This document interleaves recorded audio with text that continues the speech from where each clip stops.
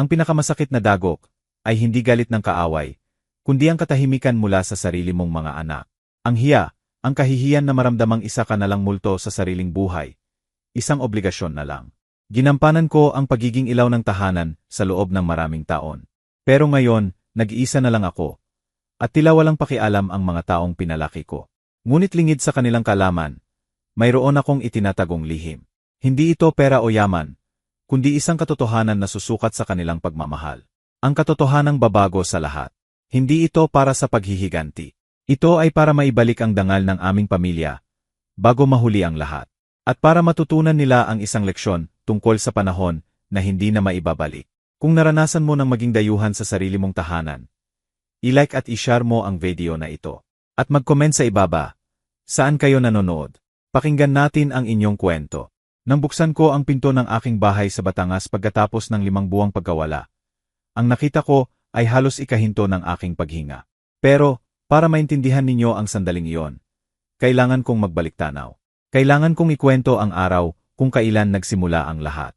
Ang araw na naiwan ako ng eroplano at gumawa ng isang desisyon na babago sa lahat. Ako si Eliza, 61 taong gulang. Sa araw na iyon ng Marso, naroon ako sa NAI. Handa na sanang lumipad papunta sa bahay ng kapatid ko sa norte, kung saan plano kong manatili ng 3 buwan para tulungan siyang magpagaling mula sa isang operasyon. Maaga akong dumating, gaya ng dati, pero dahil sa hindi inaasahang traffic at isang maliit na problema sa mga dokumento, naiwan ako ng eroplano. 10 minuto lang. 10 minuto lang ang pagitan. Naupo ako sa isang sulok ng airport. Ramdam na ramdam ang pagkadismaya at pagod. Hihintayin ko na lang ang susunod na flight na kinabukasan pa. At doon ko siya nakita. Isang batang babae, siguro hindi lalagpas ng 25 anyos, na nakaupo sa isang sulok malapit sa labasan. Ang kanyang mga damit, mukhang luma na. At sa kanyang mga braso, may karga siyang isang sanggol na nababalot sa isang manipis at kupas na kumot. Maganda ang kanyang mukha, sa kabila ng pagod na malinaw na nakaguhit dito. At may kung ano sa kanyang mga mata, na nagpapaalala sa akin sa isang tao. Kahit hindi ko matukoy kung sino. Pinagmasdan ko siya ng ilang minuto. Nakita ko kung paano niya marahang dinuduyan ang sanggol, na parang may inaawit na walang tunog. Nakita ko rin kung paano siya tinitingnan ng ibang mga pasahero. Isang sulyap lang, tapos mabilis na iwas ng tingin. Para bang ang presensya niya ay isang paalala ng mga katotohanang mas gusto nilang kalimutan. May kung anong kumilos sa loob ko. Siguro, dahil lang sa pagkadismaya ko sa eroplano. Siguro, dahil sa kalungkutan na matagal ko nang nararamdaman. Lalo na mula nang unti-unting lumayo ang aking mga anak. O baka, may mas malalim na dahilan. Isang bagay na unti-unting lumalaki sa loob ko. Mula nang matanggap ko ang isang diagnosis na nagpabago sa lahat. Tumayo ako at naglakad palapit sa kanya. Nang makalapit ako, maingat siyang tumingala sa akin. Paumanhin, hiya, marahan kong sabi. Ayos ka lang ba? Kailangan mo ba ng tulong? Agad na napuno ng luha ang kanyang mga mata. Ayos lang po ako, salamat, sagot niya. Pero ang nanginginig niyang boses ay nagsasabi ng iba. Anong pangalan ng Bobby? Tanong ko, habang umuupo sa isang silyang may kaunting distansya. Anna po, sabi niya, habang tinititigan ang anak na may dalisay na pagmamahal na parang dumudurog sa puso ko. 3 buwan na po siya. Napakagandang bata. May matutuluyan ka ba ngayong gabi? Umiling ang batang babae.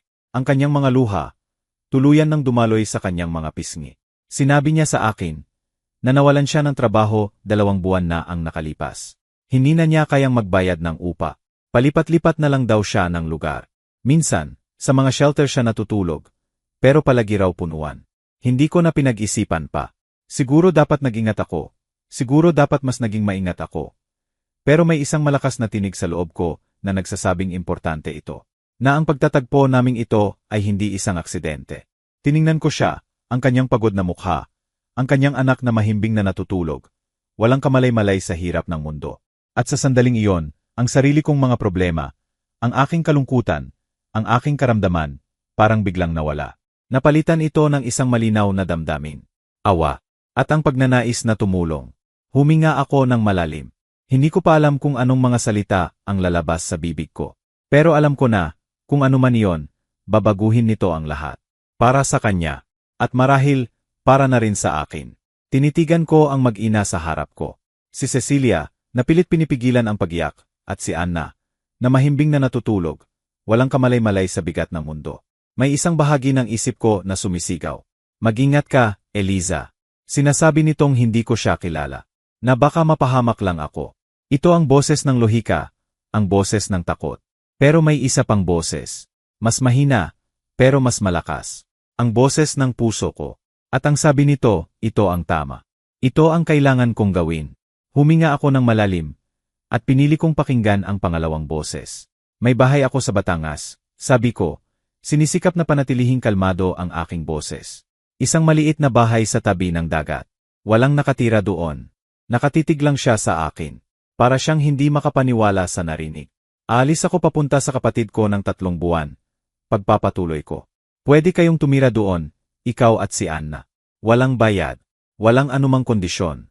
Nakita ko sa mga mata niya ang gulat, ang pag-aalinlangan. Para bang sinabi ko ang isang bagay na imposible. Ano po? Halos pabulong niyang sabi. Naku, hindi po pwede. Hindi ko po matatanggap yan. At bakit hindi? Mahinahon kong tanong. Walang tao sa bahay. Mas mabuti nang may gumamit at mag-alaga doon. At malinaw na kailangan ninyo ng isang ligtas na lugar para sa iyong anak. Umiling siya, habang muling tumutulo ang kanyang mga luha. Pero, hindi niyo po ako kilala. Bakit niyo po ito gagawin para sa isang estranghero? Magandang tanong. Isang tanong na kahit ako, hindi ko lubusang masagot noon. Ngumiti ako ng bahagya. Dahil minsan, lahat tayo kailangan ng tulong. At dahil kaya bakit hindi? Nagpakilala ako ng maayos. Sinabi ko ang pangalan ko, si Eliza. At doon, sinabi rin niya ang pangalan niya, Cecilia. Ikinuwento niya sa akin ang kanyang pinagdaanan. Isang kwento ng mga maling desisyon at masasamang pagkakataon. Isang kwentong nagdala sa kanya sa paliparang iyon, walang tirahan, kasama ang kanyang munting anghel. Habang nagsasalita siya, lalo kong naramdaman na tama ang aking desisyon. Hindi na kami nagtagal pa. Gabi na rin. Kinuha ko mula sa aking bag ang isang maliit na bungkos ng susi. Kumalansing ito ng bahagya sa katahimikan ng airport. Inabot ko ito sa kanya. Nag-atubili siyang kunin ito. Ang kanyang mga kamay ay nanginginig. Kunin mo na, sabi ko. Para sa inyo yan. Dahan-dahan niyang kinuha ang mga susi. Hinawakan niya ito na para bang isa itong napakahalagang kayamanan. Nakita ko ang pasasalamat sa kanyang mga mata. Pero nandoon pa rin ang hindi makapaniwalang ekspresyon. Para siyang naghihintay na bawiin ko ang sinabi ko. Nasabihing isa lang itong biro. Ibibigay ko sa iyo ang address at direksyon. Sabi ko habang isinusulat ito sa isang piraso ng papel. At ilang mga numero na pwede mong tawagan kung may emergency. Alagaan mong mabuti ang bahay, hiya, bilin ko sa kanya. At higit sa lahat, alagaan mong mabuti si Anna. Narinig ko ang paghikbi niya. Hindi ko po alam kung paano kayo pasasalamatan, Ginang Eliza. Hindi mo kailangang magpasalamat, sabi ko. Ipangako mo lang sa akin, na kapag dumating ang araw na kaya mo nang tumulong sa iba, gagawin mo. Tumango siya ng mariin. Ang kanyang mga daliri ay mahigpit na nakahawak sa mga susi. Isang simbolo ng pag-asa. Isang simbolo ng bagong simula. Kinabukasan, sumakay na ako sa aking eroplano papuntang norte. Habang nasa himpapawid, nakatingin sa mga ulap, hindi ko maiwasang isipin ang nangyari. Hindi ko ikinuwento sa kapatid ko ang ginawa ko. Alam kong mag-alala siya. Sasabihin niyang naging pabaya ako, na masyado akong nagtiwala. At siguro, tama siya. Pero sa kaibuturan ng puso ko, alam kong tama ang ginawa ko. Ang desisyong iyon, kahit biglaan, ay may dahilan. Ang hindi ko pa alam noon, ay kung paano babaguhin ng isang simpleng pag-abot ng susi, hindi lang ang buhay ni Cecilia, kundi pati na rin ang sa akin, at sa buong pamilya ko. Ang planong 3 buwan na pagbisita sa aking kapatid, ay naging 5. 5. Isang mahabang panahon ng paghihintay at kawalan ng katiyakan. Sa mga unang linggo ko sa norte, masaya ako. Inaalagaan ko ang aking kapatid. Nagkukwentuhan kami tulad noong mga bata pa kami. Paminsan-minsan, naalala ko si Cecilia at ang maliit na si Anna. At sa tuwing maalala ko sila, napapangiti ako. Iniisip ko na sa mga sandaling iyon, malamang ay ligtas sila at mahimbing na natutulog sa ilalim ng bubong ng aking tahanan. Sinubukan kong tawagan si Cecilia. 1 beses, 2 beses. Ngunit hindi ito makontak. Cannot be reached, sabi ng operator. Hindi ako masyadong nag-alala noon. Baka walang signal sa probinsya, sabi ko sa sarili ko, o baka naubusan lang ng load. Normal lang naman iyon. Pero makalipas ang 2 linggo, dumating ang bagyo. Hindi lang basta ulan at hangin. Isang malakas na unos na yumakap sa buong rehiyon. Ang hangin ay sumisipol na parang isang halimaw sa labas ng bintana. Ang ulan, walang tigil, na parang lulunurin ang buong mundo. Nawalan ng kuryente. Nawalan ng signal. Ang mga kalsada, hindi na madaanan dahil sa mga natumbang puno at pagguho ng lupa. Naging parang isang isla ang lugar ng kapatid ko. Hiwalay sa buong mundo. Ang dapat sanay pag-alis ko pagkatapos ng 3 buwan ay naging imposible. Lumipas ang 3 buwan. Nandoon pa rin ako. Naghihintay na humupa ang epekto ng bagyo. At sa paglipas ng mga araw, ang maliit na pag-aalala ko kay Cecilia ay nagsimulang lumaki. Gabi-gabi, sinusubukan ko pa ring tawagan ang numerong ibinigay niya. Pero wala. Katahimikan lang ang sagot. Nagsimulang maglaro ang isip ko. May isang tinig, parang tinig ng kapatid ko, na hindi ko sinabihan tungkol kay Cecilia. Isang tinig na nagsasabing, Eliza, ano bang pumasok sa isip mo? Nagtiwala ka sa isang taong hindi mo kilala. Paano kung tama siya? Paano kung pinagsamantalahan lang niya ang kabaitan ko? Paano kung wala na ang mga gamit sa bahay? Ang mga munting alaala ng aking asawa? Ang mga larawan ng aking mga anak noong maliliit pa sila? Paano kung ipinagbili na niya ang lahat?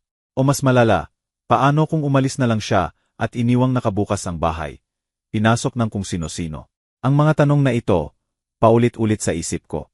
Kinakain nila ang aking kapayapaan sa gabi. Pero may isa pang tinig sa loob ko. Isang mas mahinang tinig. Ang tinig na nagpapaalala sa akin ng itsura ni Cecilia sa airport. Ang kanyang mga matang puno ng pasasalamat. Ang higpit ng hawak niya sa mga susi. Ang kanyang pangako. Hindi, sasabihin ko sa sarili ko.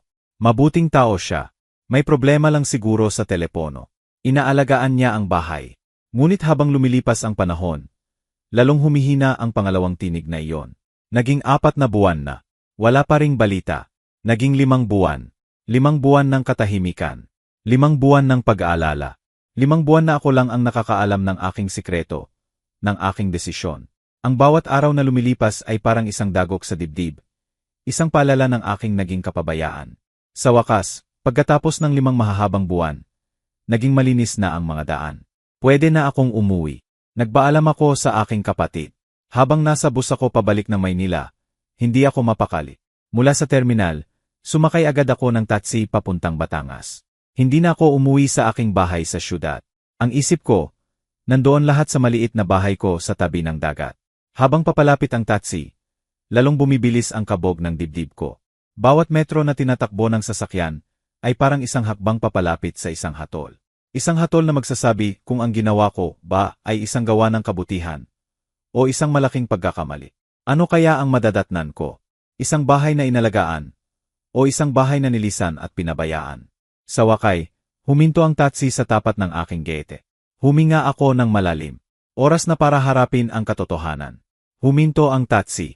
Nandito na ako. Ang puso ko, dumadagundong sa loob ng aking dibdib. Para itong isang tambol na nagbabadya ng isang mahalagang pangyayari. Ito na ba iyon? Ang resulta ng aking desisyon. Nanginginig ang aking mga kamay habang inaabot ko ang bayad sa driver. Isang simpleng salamat po ang lumabas sa aking bibig. Ngunit ang isip ko ay nasa kabilang bakod na.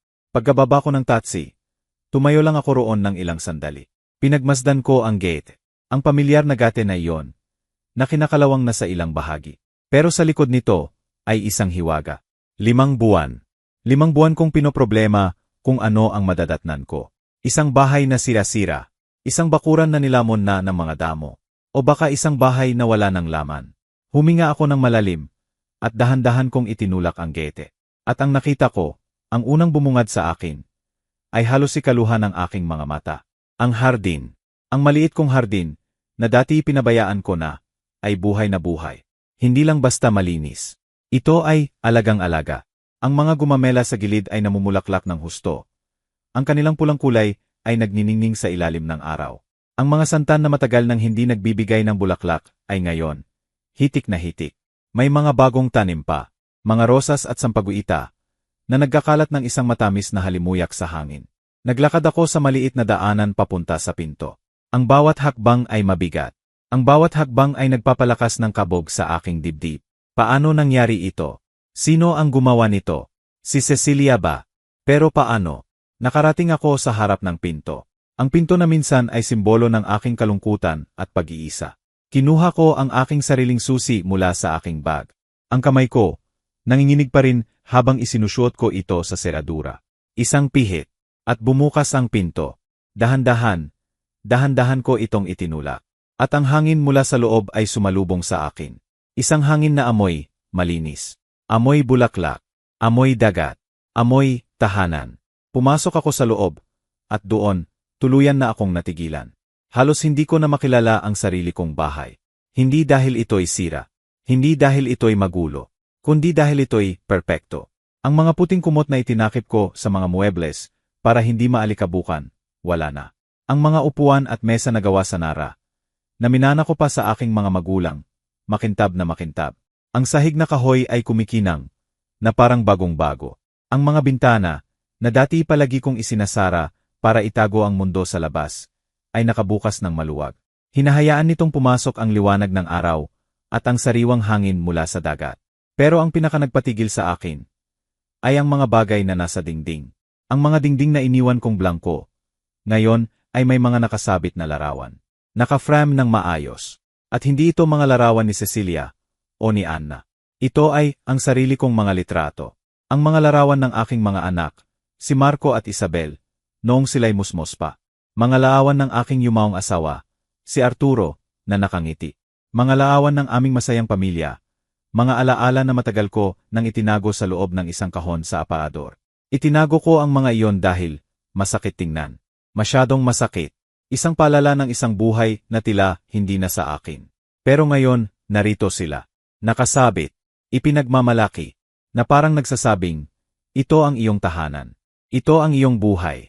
Napaupo ako sa sofa. Biglang nanghina ang aking mga tuhod. Ang lahat ng ito, sobra-sobra. Hindi kayang iproseso ng isip ko. Ito ay higit pa sa inaasahan ko. Ito ay isang milagro. Sino? Sino ang gumawa ng lahat ng ito? Sa gitna ng aking pagkalito, sinubukan kong magsalita. Hello, tawag ko. Ang boses ko ay nanginginig at mahina. Cecilia, katahimikan. Sinubukan ko ulit, mas malakas ng kaunti. Cecilia, nandito ka ba? At doon, nakarinig ako ng isang mahinang kaluskos mula sa kusina.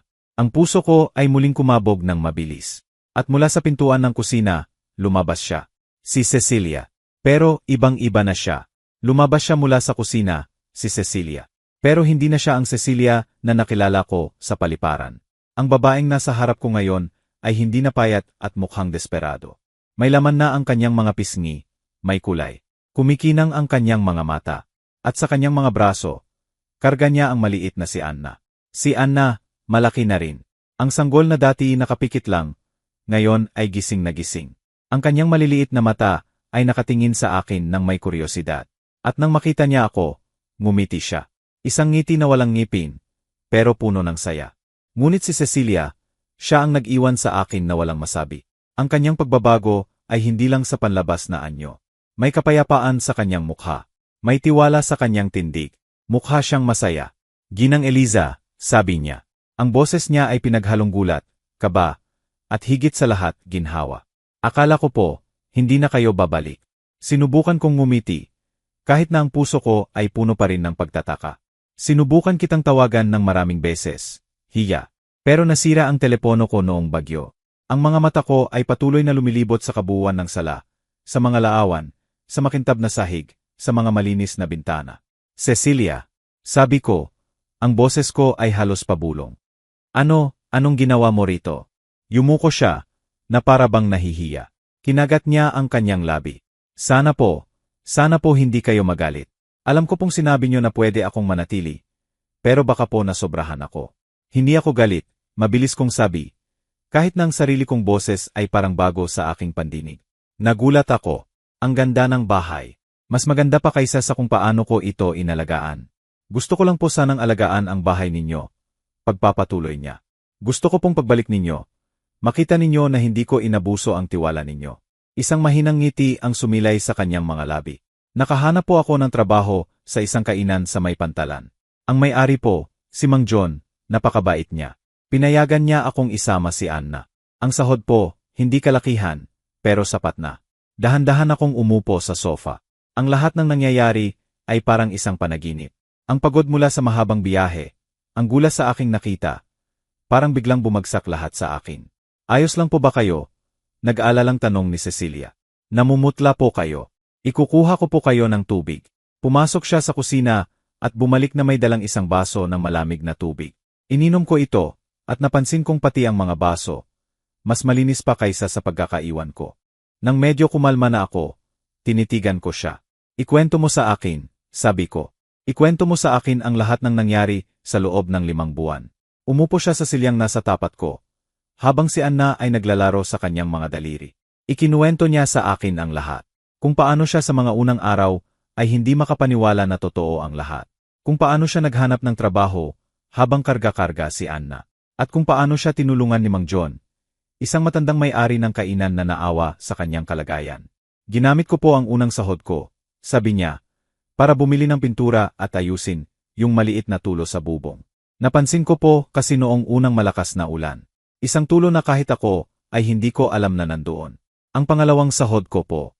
Yun po ang ipinambili ko ng mga halaman at ipinang-ayos ng hardin. Habang nagsasalita siya, nakikita ko ang dedikasyon sa kanyang mga mata. Ang bawat sentimo na kinikita niya, hindi niya ginagastos para sa sarili niya. Ibinubuhos niya ito sa pag-aalaga ng bahay. Ang bahay ko. Pero bahay niyo po ito, sabi niya, at sa pagkakataong ito, may lungkot na sa kanyang boses. Ngayong nakabalik na po kayo, alis na po kami ni Anna. Hindi, mabilis kong sabi. Hindi kayo alis. Nagulat siya. Po. Manatili kayo hanggat kailangan ninyo. Hanggat hindi pa kayo tuluyang nakakabangon. Muling napuno ng luha ang kanyang mga mata. Pero ngayon, ito ay luha ng pasasalamat. Bakit po? Bakit po kayo ganito kabait sa akin? Hindi niyo pa rin po ako lubusang kilala. Ang tanong na iyon. Ang tanong na iyon ulit. Pero ngayon, pagkatapos ng 5 buwan ng pag-iisa at pag-iisip, mayroon na akong mas tapat na sagot. Tumingin ako sa kanya, sa batang ina na ito na nagpakita ng higit na pagmamalasakit sa akin at sa aking tahanan kaysa sa sarili kong mga anak sa loob ng maraming taon. Huminga ako ng malalim. Oras na para sabihin ang totoo. Dahil wala na akong gaanong panahon, Cecilia. Kumunot ang kanyang noo, puno ng pagkalito. Ano po ang ibig niyong sabihin? Pinilit kong maging matatag. 8 buwan na ang nakalipas. Nagpatingin ako sa doktor, dahil sa isang pagod na hindi maipaliwanag. Pagkatapos ng maraming pagsusuri, nalaman kong may malubha akong karamdaman. Nakita ko ang pagbabago sa kanyang mukha. Ang ngiti ay nawala, napalitan ng pag-aalala. Sinabi ng mga doktor, pagpapatuloy ko, ang boses ko ay bahagyang nanginginig, na mayroon na lang akong 1 hanggang 2 taon. 1 taon. O baka 2. Pwede raw mas maikli. Pwede raw mas mahaba ng kaunti. Pero hindi na magtatagal. Ang katahimikan na sumunod ay nakakabingi. Maging si Anna ay tila tumigil sa paglalaro. Para bang naiintindihan ng buong sansinukob ang bigat ng mga salitang binitawan ko. Diyos ko po, bulong ni Cecilia. I'm so sorry po. At sa mga mata niya, nakita ko ang tunay na awa. Hindi dahil sa obligasyon, kundi dahil sa tunay na pagmamalasakit. At sa sandaling iyon, alam ko na, ang pagtulong sa kanya ay hindi isang pagkakamali. Gabi na, tahimik na ang buong bahay. Si Cecilia at si Anna ay mahimbing nang natutulog sa kanilang silid. Isang silid na binigyan niya ng buhay at sigla. Ako naman, narito sa beranda, nakaupo sa paborito kong silyang yanto. Dama ko ang malamig na simoy ng hangin mula sa dagat. Nakatingin sa buwan na nagbibigay ng liwanag sa madilim na tubig. Ang mga salita ni Cecilia, ang kanyang tapang, ang kanyang katapatan, ay umalingaw-ngaw sa aking isipan. May karapatan silang malaman. Tama siya. May karapatan ang aking mga anak na malaman ang katotohanan. Hindi lang tungkol sa aking karamdaman, kundi tungkol din sa nararamdaman ko. Ang sakit, ang pangungulila. Sa loob ng maraming taon, itinago ko ang lahat ng iyon. Ayokong maging pabigat. Ayokong maging isang ina na palaging nanunumbat, na palaging humihingi ng atensyon. Kaya tiniis ko na lang ang lahat. Tiniis ko ang mga maiikling tawag, ang mga dahilan, ang unti-unting paglayo. Pero ngayon, iba na. Ang panahon ay hindi na aking kakampi. Bawat araw na lumilipas ay parang isang butil ng buhangin na nahuhulog mula sa aking mga kamay. At ayokong maubos ang mga natitirang buhangin na iyon sa katahimikan at pagkukunwari. Kinuha ko ang aking telepono. Ang bigat nito sa aking kamay, parang kasing bigat ng desisyon na gagawin ko. Tinitigan ko ang mga pangalan sa aking contacts. Marco at Isabel, ang aking mga anak, ang 2 taong minahal ko ng higit pa sa aking sarili. Gayon, parang mga estranghero na lang sila. Huminga ako ng malalim, at pinindot ang pangalan ni Marco. Ang aking panganay, ang aking anak na lalaki. Habang nagriring ang telepono, ang puso ko ay kumakarera. 1, 2, 3, 4 na ring. Bawat tunog ay parang isang martilyo na pumupukpok sa aking dibdib. Akala ko, hindi na niya sasagutin. Pero sumagot siya. Hello, ma. May problema ba? Ang boses niya ay nag-aalala. Pero may kasama ring inip. Para bang ang tawag ko ay isang abala. Hello, anak, sabi ko, sinisikap na maging kalmado. Wala namang problema. Gusto ko lang marinig ang boses mo. Isang saglit na katahimikan. Isang nakakailang na katahimikan. Ah, ganon po ba? Sabi niya. Nasa gitna po kasi ako ng isang dinner meeting, ma. Urgent ba yan? Laging may meeting. Laging busy. Palaging may ginagawa. Hindi ito urgent, sabi ko. Pero may gusto sana akong pag-usapan. Sa personal. Ma, Marco, pakiusap, pagputol ko sa kanya. Ang boses ko, mas matatag na ngayon. Mas may diin. Importante ito. Hindi ako tatawag ng ganito kung hindi. Narinig ko siyang bumuntong hininga. Siege po. Kailan po ba? Sa darating na Sabado. Dito sa bahay sa Batangas. This weekend po. Ma, alam nyo namang. Marco, muli kong sabi. Kahit ilang oras lang. Kailangan ko kayong makausap. Muli, katahimikan. Narinig ko ang mga mahihinang boses sa background. Siguro ang asawa niya, si Angela. Sige po, sabi niya sa wakas. Ang tono niya, parang napilitan lang. Pupunta ako sa Sabado ng hapon. Pero ilang oras lang po talaga, ma. Salamat, anak. Malaking bagay na yan para sa akin. Sige po, kailangan ko na pong bumalik. See you on Saturday. At binaba na niya. Walang I love you. Walang ingat ka. Isang click lang, at katahimikan. Napapikit ako ng mariin. Isa na lang. Tinitigan kong muli ang telepono. Ang pangalan ni Isabel. Sinubukan kong tawagan siya. 3 beses bago niya sinagot. Hating gabi na siguro sa bansang kinaroroonan niya. Ma, ang boses niya ay inaantok. Anong oras na ba diyan? Pasensya na, anak. Nakalimutan ko ang time difference. Okay lang po. Gising na rin naman ako. Bakit po kayo napatawag? Ang boses niya, kahit papaano, ay mas malambing kaysa kay Marco. Gusto sana kitang imbitahan umuwi. Dito sa bahay. Kung pwede sana, sa weekend na ito. Narinig ko siyang bumuntong hininga. This weekend. Ma, ang layo-layo ko po. Hindi po ako basta-basta makakakuha ng flight. Alam ko, anak. Alam kong malaking pabor ang hinihiling ko. Pero Isabel, 2 taon na. 2 taon na tayong hindi nagkikita. At kailangan kitang makita. Muli, katahimikan. Pero sa pagkakataong ito, mas mabigat. May nangyari po ba? Tanong niya. May sakit po ba kayo? Ang tanong na iyon, halos hindi ako nakahinga. Halos sabihin ko na ang lahat. Pero pinigilan ko ang sarili ko. Wala, mahina kong sabi. Namimiss ko lang kayo. Namimiss ko ang mga anak ko. Masama na ba para sa isang ina ang hanap-hanapin ang kanyang mga anak? Hindi po, ma, pero may trabaho ka. May career ka. Naiintindihan ko, pagputol ko sa kanya, hindi ko na napigilan ang bahagyang pait sa aking boses. Pasensya na sa abala. Ma, wag po kayong ganyan. Paano, Isabel? Paano mo gustong maging ako? Ang maging tapat sa nararamdaman ko. Ang sabihing nasasaktan ako na 2 taon nang hindi ka umuuwi. Hindi siya sumagot. Dahil alam naming pareho ang katotohanan. Sige po, sabi niya sa wakas. Ang boses niya ay mas malumanay na ngayon. Titingnan ko po kung ano ang magagawa ko. Susubukan kong kumuha ng ilang araw na leave. Pero hindi po ako makakapangako. Salamat, anak. Salamat sa pagkonsidera mo. Mahal kita, ma. Ang mga salitang iyon, parang nakasanayan na lang sabihin. Isang ugali na lang, walang gaanong damdamin. Pero kahit na, sinabi pa rin niya. Mahal din kita, anak. Pagkababa ko ng telepono, nakatitig lang ako sa dilim. Nagtagumpay ba ako? O lalo ko lang silang itinulak palayo? Ayos lang po ba kayo? Nagulat ako. Si Cecilia. Nakatayo sa may pinto. Karga si Ana na mahimbing na natutulog. Tumango ako. Nakausap ko na sila. Darating si Marco sa Sabado. Si Isabel baka. Malamang hindi. Umupo siya sa silyang katabi ko. Ang importante po, sinubukan ninyo. Narinig nila ang boses ninyo. Naramdaman nilang kailangan nyo sila. Tumingin ako sa kanya. sa babaeng estranghero na mas nakakaintindi pa sa akin kaysa sa sarili kong dugo't laman. Pinagmasdan ko ang karagatan, ang walang katapusang dilim nito, at naghintay. Naghintay ako sa pagdating ng Sabado, ang araw ng katotohanan. Dumating ang Sabado nang mas mabilis kaysa sa inaasahan ko. Sa buong umaga, hindi ako mapakali. Naglinis ako ng naglinis, kahit nang totoo, ang bahay ay napakalinis na dahil sa pag-aalaga ni Cecilia. Pero kailangan kong kumilos. Kailangan kong ibaling ang aking atensyon sa ibang bagay para hindi lamunin ng kaba ang aking buong pagkatao. Kinakabahan po kayo, ano? Sabi ni Cecilia habang pinapanood akong muling ayusin ang mga unan sa sofa sa pangatlong pagkakataon. Tumango ako. Hindi ko alam kung ano ang asahan. Hiya. Normal lang po yan. Sabi niya nang may ngiti.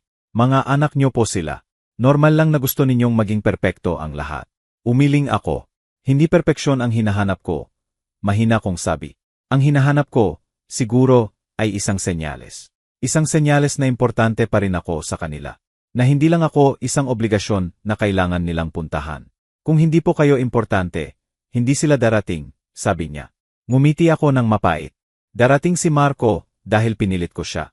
At si Isabel, malamang ay hindi na darating. At para bang gustong patunayan ng tadhana na mali ako, biglang tumunog ang aking telepono. Si Isabel. Halos lumundag ang puso ko. Sinagot ko ito agad. Anak, ma, sabi ng boses sa kabilang linya. Isang boses na pagod pero malinaw. Nasa airport na po ako. Kumuha ako ng unang flight na nahanap ko. Darating po ako diyan sa loob ng 3 oras. Naramdaman kong namuo ang mga luha sa aking mga mata. Talaga, anak. Papunta ka na. Opo, ma. Pinag-isipan ko po ng mabuti ang mga sinabi nyo. At tama po kayo. Masyado nang matagal. Kailangan ko na po kayong makita. Salamat, anak ko. Salamat. Nang ibaba ko ang telepono, nakangiti sa akin si Cecilia. Kita nyo na po, sabi niya. Importante po kayo. Siguro nga. O baka, nakonsensya lang siya. Pero kahit ano pa ang dahilan, ang importante, darating siya. Darating silang dalawa. Eksaktong 3:00 ng hapon, dumating si Marco. Mag-isa. Gaya ng inaasahan. Hindi niya kasama ang asawa niyang si Angela. Bihira naman talaga akong bisitahin ni Angela. Palaging may dahilan. Hi, ma, sabi niya, at binigyan ako ng isang maikli at formal na yakap. Ang yakap ng isang taong tumutupad lang sa isang tungkulin. Hello, anak. Salamat sa pagdating mo. At doon, napansin niya si Cecilia. Si Cecilia na nasa kusina, naghahanda ng kape, habang si Anna ay mahimbing na natutulog sa isang bobby carrier na nakasabit sa kanya. Nakita ko kung paano kumunot ang noo ni Marco. Sino siya? Tanong niya. Ang tono niya ay agad na naging depensibo. Siya si Cecilia, sagot ko. Isang kaibigan. Pansamantala silang nakikitira dito. Nakita ko kung paano naningkit ang mga mata ng anak ko. Isang kaibigan. Ma, gaano niyo na po siya katagal kilala? Ilang buwan na. At dito siya nakatira. Sa bahay ninyo. Ang mapanumbat na tono sa kanyang boses ay nagsimulang magpainit ng ulo ko. Bahay ko ito, Marco, matatag kong sabi. Pwede akong magpatuloy ng kahit sinong gusto ko. Alam ko po, ma. Ang sa akin lang, kailangan niyo pong mag-ingat. Maraming tao ngayon ang nananamantala ng mga matatanda. Hindi ako ulyanin, Marco, sagot ko. At hindi ako sinasamantala ni Cecilia. Sa katunayan, mas inalagaan pa niya ang bahay na ito kaysa sa akin. Naramdaman siguro ni Cecilia ang tensyon, kaya lumapit siya. Magandang hapon po, sabi niya nang may magalang na ngiti. Ako po si Cecilia. Naging napakabait po sa akin ng nanay ninyo noong mga panahong wala po akong ibang malapitan. Tiningnan siya ni Marco mula ulo hanggang paa, na may pagdududa. Pero kahit papaano, naging magalang siya. Marco, sabi niya, bilang pagpapakilala. Ang nakakailang nakatahimikan ay nabasag sa pagdating ng isang taxi. Si Isabel. Pagpasok niya sa pinto, halos hindi ako makahinga. Ang laki ng ipinayat niya mula nang huli ko siyang makita. Malalalim ang mga bilog sa ilalim ng kanyang mga mata. At may isang tensyon sa kanyang mukha na hindi ko makilala. Ma, sigaw niya, at tumakbo siya palapit sa akin. Niyakap niya ako ng napakahigpit. Isang yakap na puno ng pananabik at kalungkutan. Namiss kita ng sobra, ma. Namiss din kita, anak ko. Sobra. Nang maghiwalay kami, nakita ko ang mga luha sa gilid ng kanyang mga mata. Ayos ka lang ba, anak? Mukha kang pagod na pagod. Ayos lang po ako, sabi niya, pinupunasan ang kanyang mga mata. Mahirap lang po ang mga bagay-bagay nitong huli. Pero nandito na po ako. Yun po ang importante. Naupo kaming lahat sa sala. Si Marco, matigas ang kustura at walang pasensya ang ekspresyon. Si Isabel, pagod pero nakatuon ang pansin sa akin. Ang aking dalawang anak, ang mga sanggol na kinarga ko, ang mga batang pinalaki ko. Kailan sila naging mga estrangherong ito? Sinubukan ni Cecilia na umalis para bigyan kami ng privacy. Pero pinigilan ko siya. Hiniling kong manatili siya. Kailangan ko ang suporta niya. Kailangan ko siya roon, bilang isang paalala kung bakit ko ginagawa ito. Ang katahimikan sa loob ng sala ay mabigat. Nakakabingi. Hanggang sa, binasag ito ni Marco. Kaya, sabi niya, diretsong nakatingin sa akin. Bakit niyo po kami pinapunta rito? Sabi niyo po, importante. Ang tanong na iyon. Ang tanong na matagal ko nang kinatatakutan at hinihintay. Nakabitin ito sa hangin. Isang mitsa na naghihintay lang ng apoy. At sa mga mata ng aking mga anak, nakita ko ang pader na matagal na nilang itinayo sa pagitan namin. Oras na para sirain ang pader na iyon. Kahit gaano pa kasakit, tinitigan ko ang aking dalawang anak. Si Marco, na nakatingin sa malayo, parang may iniiwasan. Si Isabel, na nakayuko, pinaglalaruan ang kanyang mga daliri. Ang bigat ng katahimikan ay halos hindi ko na makayanan. Kaya ako na ang bumasag nito. Tinawag ko kayo dito, sabi ko. Ang boses ko ay nanginginig sa pinipigilang emosyon. Dahil kailangan kong maintindihan. Kailangan kong malaman kung ano ang nangyari. Kung saan ako nagkamali. Kung bakit tayo nagkaganito. Tumingin ako sa kanila. Naghihintay ng sagot. Isang paliwanag. Kahit anong dahilan. Dati pamilya tayo, pagpapatuloy ko. Ngayon, para na lang tayong mga estranghero na may parehong apelido. Naman po yan, sabi ni Marco. Hindi pa rin makatingin sa akin ng diretso. Ba, Marco? Tanong ko. Ba nahanap-hanapin ng isang ina ang kanyang mga anak? Kailan ang huling beses na tumawag ka para lang mangumusta? Na hindi ko kaarawan o Pasko. Hindi siya nakasagot. At ikaw, Isabel? Binalingan ko ang aking anak na babae. 2 taon. 2 taon, anak. Talaga bang ganyan ka kabusi sa trabaho mo na hindi ka makahanap ng kahit isang weekend para umuwi? Yumuko si Isabel. Hindi lang po trabaho, ma. Complicated po kasi. Kung ganoon, ipaliwanag niyo sa akin. Sabi ko, ang boses ko ay nagsisimula ng tumaas. Tulungan niyo akong maintindihan. Dahil sa pananaw ko, iniwan niyo ako. Tinalikuran niyo ako. Na para bang lahat ng ginawa ko para sa inyo, lahat ng sakripisyo, ay walang halaga. Huwag niyo pong sabihin yan, sabi ni Marco, at sa wakas, tumingin na rin siya sa akin. At sa kanyang mga mata, hindi galit ang nakita ko, kundi pagod. Pinapahalagahan po namin ang lahat ng ginawa niyo, ma, sabi niya. Pero, nag-atubili siya. Parang may gusto siyang sabihin na matagal na niyang kinikimkim. Pero ano, anak, huminga siya ng malalim. Pero hindi po kami pwedeng mabuhay nang palaging may pakiramdam na mayroon kaming utang sa inyo. Ang mga salitang iyon, parang isang sampal. Isang malakas na sampal na hindi ko nakita na darating. Utang. Ano ang ibig mong sabihin? Tanong ko. Ang boses ko ay halos pabulong na lang. Hindi ko kayo sinisingil. Hindi nga po direkta, ma, mabilis na sabi ni Isabel, na tila gustong pag-aanin ang sinabi ng kanyang kapatid. Marco, ang tindi mo namang magsalita. Pero totoo, git ni Marco. Ma, palagi niyo pong ipinapaalala sa amin kung gaano kayo naghirap. Kung gaano karami ang inyong isinakripisyo. Na para bang ang bawat tagumpay namin ay kabayaran lang sa lahat ng pagod nyo. Hindi. Hindi yon totoo. Hindi ganoon ang intensyon ko. Naalala niyo po ba noong nakuha ko, yung unang malaking trabaho ko? Pagpapatuloy ni Marco, tumawag ako sa inyo, tuwang-tuwa. Ang una niyong sinabi, ang galing naman ng anak ko. Sa wakas, nagbunga rin ang lahat ng sakripisyo ko. Tumigil siya. Ang sakripisyo niyo, ma. Hindi ang tagumpay ko. Para bang ang achievement ko ay hindi para sa akin, kundi para mabigyan ng katuparan ang mga paghihirap niyo. Natulala ako. Ang mga alaala ay nagsimulang magbalikan. At sa aking kahihiyan, naalala kong sinabi ko nga iyon. Ang intensyon ko, nagsimula ako, pero pinutol ako ni Isabel. Alam po namin, ma, sabi niya ng may lambing, pero may sakit pa rin sa kanyang boses. Alam po naming mabuti ang intensyon niyo, pero ang epekto po sa amin, iba. Sa tuwing ipinapaalala niyo po kung gaano kayo nagtrabaho, parang sinasabi niyo na kami ang dahilan kung bakit kayo nahirapan. Na kami ang pabigat. Pabigat. Ang salitang iyon, Paulit-ulit sa isip ko. Pabigat. Ganito pala ang tingin nila sa kanilang mga sarili. Isang pabigat sa akin.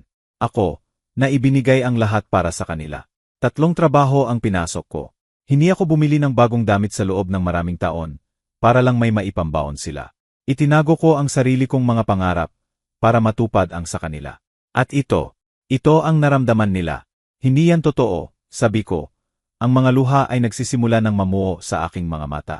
Kailanman, hindi ko kayo itinuring na pabigat. Siguro po hindi nyo sinasadya, sabi ni Marco. Pero yun po ang naramdaman namin. Habang lumalaki kami, pakiramdam namin, hindi kami pwedeng magkamali. Kailangan naming maging matagumpay. Kailangan naming patunayan na sulit ang lahat ng sakripisyo nyo. At nakakapagod po yon, Ma, dagdag ni Isabel. Nakakapagod na palaging may kailangang patunayan. Kaya siguro, unti-unti kaming lumayo. Hindi dahil ayaw namin sa inyo, kundi dahil gusto naming huminga. Gusto naming mabuhay nang hindi nararamdaman ang bigat ng utang na loob. Bigla, ang lahat ng galit at hinanakit na naramdaman ko sa loob ng maraming taon, ay biglang naglaho. Napalitan ito ng isang bagay na mas malalim.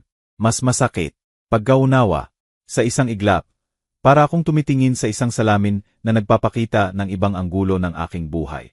Ang Eliza na nakikita ko ay hindi isang martir na ina, kundi isang babae na, sa kanyang sobrang pagmamahal, ay hindi na malayang nasasakal na pala niya ang kanyang mga anak. Ang pagmamahal na akala ko'y nagpapalaya, ay siya palang tanikala na pumipigil sa kanila. Yumuko ako, at tinakpan ko ang aking mukha ng aking mga kamay. Doon, sa harap ng aking mga anak, at ng estrangherong mas naging pamilya pa sa akin, humagulgol ako. Hindi dahil sa hinanakit, kundi dahil sa bigat ng katotohanan ngayon ko lang naintindihan. Ang sala ay binalot ng isang mabigat na katahimikan. Ang tanging maririnig lang ay ang aking mga higbi. Ang kanilang mga salita, parang mga punyal, tumusok ng diretso sa aking puso. Pero hindi ito ang sakit ng pagkakanulo. Ito ay ang sakit ng katotohanan. Sa tabi ko, naramdaman kong dahan-dahang inilagay ni Cecilia ang kanyang kamay sa aking balikat. Isang simpleng dampi, pero puno ng suporta. Tumingala ako at tiningnan ang aking mga anak. Si Marco, na nakaupo lang doon, tulala, parang ngayon lang din niya naintindihan ang bigat ng kanyang mga sinabi. Si Isabel, lumapit sa akin, lumuhod sa aking harapan, at hinawakan ang aking mga kamay. Patawad po, Ma, sabi niya, ang kanyang boses ay basag din. Patawad po kung nasaktan namin kayo. Hindi po namin intensyon. Umiling ako, habang pinupunasan ang aking mga luha. Hindi, anak. Tama kayo. Tama kayo sa maraming bagay. Sa sandaling iyon, nawala ang lahat ng hinanakit ko. Ang mga taon ng pag-iisip na ako ang biktima, biglang naglaho. Ang nakita ko na lang ay 3 taong nasasaktan. Ako, at ang 2 anak ko. 3 taong nagmamahalan, pero hindi alam kung paano ito ipapakita ng tama. At doon ko naintindihan, kung naging matapang sila para sabihin ang kanilang katotohanan, kailangan ko ring maging matapang para sabihin ang sa akin. Ang buong katotohanan. Huminga ako ng malalim. Tinitigan ko silang 2, diretso sa kanilang mga mata. May isa pa kayong dapat malaman, sabi ko, ang boses ko ay kalmado na ngayon, pero may bigat. Isang bigat na matagal kong kinimkim. Nagkatinginan sila, puno ng pag-aalala. Ito ang totoong dahilan kung bakit ko kayo tinawag, pagpapatuloy ko. Muli akong huminga ng malalim. Inihahanda ang aking sarili. 8 buwan na ang nakalipas, sabi ko ng dahan-dahan. Nagpatingin ako sa doktor. Mayroon akong malubhang karamdaman. Nakita ko kung paano nawala ang kulay sa mukha ni Isabel. Nakita ko kung paano nanigas si Marco sa kanyang kinaupuan. Ang hangin sa silid ay tila biglang naubos. Sinabi ng mga doktor, sabi ko, pinipilit na huwag mabasag ang aking boses, na mayroon na lang akong 1 hanggang 2 taon. Katahimikan. Isang nakakabinging katahimikan. Ano po? Narinig kong sabi ni Isabel. Ang kanyang boses ay halos hindi marinig. Sinasabi niyo po bang, mamamatay na kayo? Tumango ako ng dahan-dahan. At doon, gumuho ang mundo nila. Tumayo bigla si Marco. Ang kanyang pagod na mukha ay napalitan ng gulat, na mabilis na naging galit. Isang galit na hindi para sa akin, kundi para sa sitwasyon. Ano? Malakas niyang sabi. Bakit ngayon niyo lang sinabi? 8 buwan. 8 buwan, Ma. Nabubuhay kami sa mga sarili naming mundo, habang kayo ay. Hindi niya matapos ang kanyang sasabihin. Doon na tuluyang bumagsak si Isabel. Humagulgol siya ng malakas, Tinatakpan ang kanyang mukha ng kanyang mga kamay. Ang kanyang sakit ay naririnig sa bawat higbi. Bakit, ma? Tanong ni Marco. Ang kanyang boses ay basag na rin. Paano niyo po ito naitago ng ganito katagal? Dahil ayokong bumalik kayo sa akin dahil sa awa. Sabi ko, ang katotohanan ay tuluyan ng lumalabas. Ayokong maging isa na namang pabigat o obligasyon na kailangan niyong alagaan dahil mamamatay na ako. Tumingin ako sa kanila, umaasang may intindihan nila. Gusto kong malaman kung mayroon pa bang natitira, sabi ko. Kung mayroon pa bang tunay na koneksyon sa pagitan natin, na hindi dahil sa utang na loob. Gusto kong malaman kung may babalikan pa ba ako, bago maubos ang oras ko. Ang galit sa mukha ni Marco ay dahan-dahang nawala. Napalitan ito ng sakit, isang malalim na sakit. Napaupo siyang muli sa sofa, na parang biglang naubusan ng lakas. Tinalikuran niya ako, pero nakita ko ang pagyanig ng kanyang mga balikat. Umiiyak ang anak kong lalaki. Umiiyak siya ng tahimik. Lumapit sa akin si Isabel at niyakap ako ng mahigpit. Patawad po, ma. Patawad po sa lahat. Niyakap ko siya pabalik. Ang aking anak, ang aking munting Isabel. Naramdaman ko ang bigat ng kanyang pagsisisi sa kanyang mga higbi. Pagkatapos ng ilang sandali, humarap sa amin si Marco. Ang kanyang mga mata ay pula at namamaga. Hindi ito tama, sabi niya. Hindi tamang pinagdaanan niyo po ito ng mag-isa. Hindi na ako mag-isa ngayon. Mahina kong sagot. Tumingin siya kay Isabel, at pagkatapos ay sa akin. Mananatili po ako, sabi niya ng may determinasyon. Kailangan kong manatili dito. Ako rin po, sabi ni Isabel, habang humihiwalay sa pagkakayakap. Hindi na po ako aalis. Ang trabaho, makakapaghintay yan. Ito, hindi. Ang mga luha na dumaloy sa aking mga pisngi ngayon ay iba na.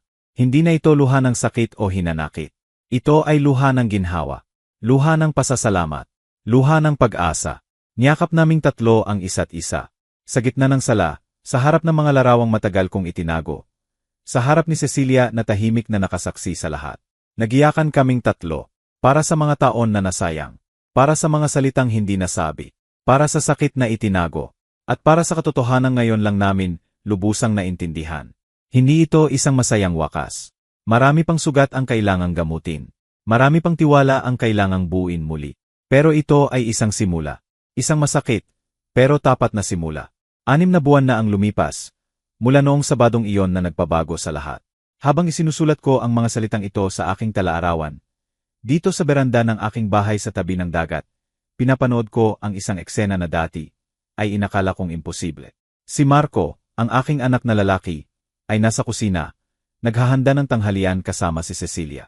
Naririnig ko ang kanilang mga tawanan, dahil sa kung anong ginawa ng maliit na si Anna. Si Isabel naman, ang aking anak na babae, ay nasa dalampasigan kasama ang bata. Tinuturuan niya itong maglakad sa buhanginan. Ang sanggol na karga-karga ni Cecilia sa airport noon, ngayon ay halos 1 taon at kalahati na. Ang kanyang maliliit na mga binti ay pasuray-suray na humahakbang, habang matiyaga siyang inaalalayan ng aking anak. Ang aking karamdaman ay lumala ng mas mabilis kaysa sa inaasahan ng mga doktor. May mga araw na maganda at may mga araw na mahirap. Ngayon ay isang magandang araw. Isang araw na kaya kong umupo dito, damhin ang sikat ng araw sa aking mukha, pakinggan ang alon ng dagat, at makaramdam ng isang bagay na malapit sa kapayapaan. Si Cecilia, nakahanap siya ng mas magandang trabaho sa isang opisina sa Pantalan. 3 buwan na ang nakalipas nang lumipat sila ni Anna sa kanilang sariling apartment. Pero halos araw-araw pa rin silang bumibisita. Siya na ang naging anak na babae na hindi ko kailanman nagkaroon.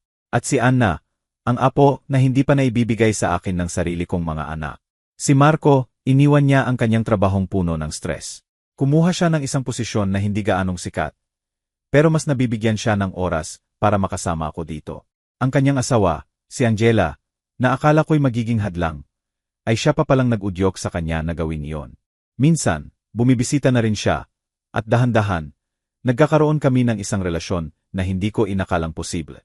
Si Isabel naman, kumuha siya ng isang mahabang leave mula sa kanyang trabaho sa ibang bansa. Sabi niya, ang career, makakapaghintay. Ang mga bagay na mas importante raw, hindi. Maraming oras kaming nag-usap, tunay na pag-uusap, tungkol sa lahat. Ang kanyang pagkabata, ang kanyang mga takot, ang kanyang mga pangarap. Natuklasan kong ang aking anak pala ay mas malalim at komplikado kaysa sa inakala ko. Pero ang pinakapambihira sa lahat sa mga nagdaang buwan ay hindi ang pakikipag-ayos ko sa aking mga anak. Ito ay ang mga bagay na natutunan ko. Tungkol sa buhay, tungkol sa pag-ibig, tungkol sa kung ano talaga ang mahalaga kapag malapit na ang katapusan.